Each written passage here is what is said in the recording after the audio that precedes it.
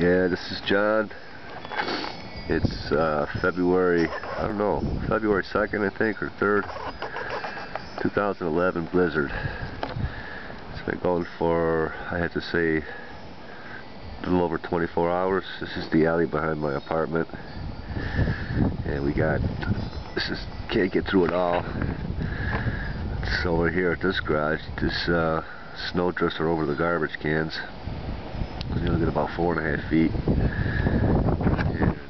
And I'm gonna walk over here. See if you can see the snow. I'm gonna have to put the camera away because I don't want to ruin the camera.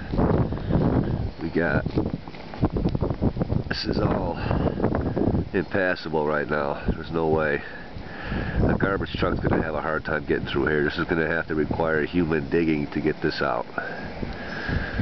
So it's pretty, it was a pretty significant storm. I'm lucky I didn't bring my work van home, otherwise I'd be stuck. I know we got some people.